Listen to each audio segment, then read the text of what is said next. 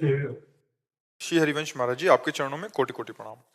महाराज जी, यदि राधा नाम से गुरु जी की कृपा से प्रीति हो गई हो तो क्या महाकुंभ में जाना जरूरी है क्या? वो जहां बैठा वही महाकुंभ है। देखो, सबको जाना चाहिए। तीर्थराज प्रयाग है, गंगा जी हैं, यमुना जी हैं, सरस्वती का संगम है, एक तो ये, और दूसरे बहुत से संत समागम का संगम है।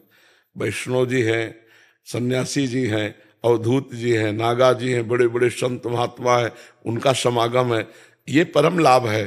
पर अगर जिसके ये भावना है कि मैं राधा राधा रटता हूँ, कहीं नहीं जाता, तो उसे कहीं जाने की जरूरत नहीं।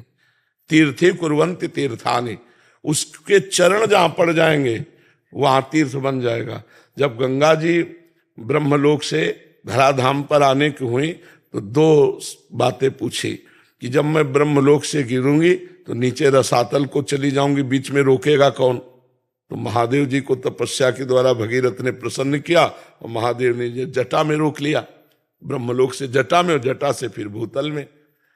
दूसरा प्रश्न था कि पापी लोग मेरा स्पर्श करेंगे तो मैं पाप से युक्त हो जाऊंगी, तो मुझे निष्पाप कौन करेगा? तब भगीरथ जी ने कहा, जो शांत स्वभाव वाले साधवा समदर्शिना, ऐसे महापुरुष जो निरंतर भगवान का स्मरण करते हैं, वो जब हे गंगा आपका स्पर्श करेंगे तो आप निष्पाप हो जाएंगे। गंगा को भी निष्पाप करने की सामर्थ्य भगवत प्रेमी महात्मा में है। अगर वो एकांत बैठा भगवान का दर्शन कर रहा है तो दो हैं, एक तो है अचल प्रयाग जहां जाओ, और एक है चलते फिरते प्रयाग। मुद मंगलमय संत समाजू, जो जग जंगम तीर्थ राजू। अगर संत समागम मिल गया तो चलते फिरते तीर्थराज प्रयाग का हमने अवगाहन कर लिया।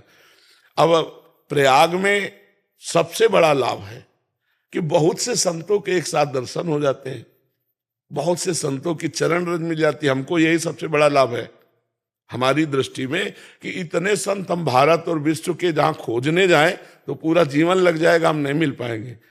और 2-4 दिन में सब संतों के दर्शन कर सकते हैं। हर गली घूमो, सब संत महात्मा के दर्शन। और अगर ये है कि मैं नाम जप कर रहा हूं निरंतर, मुझे कहीं नहीं जाना, तो कहीं जाने की जरूरत नहीं, अपने कहीं नहीं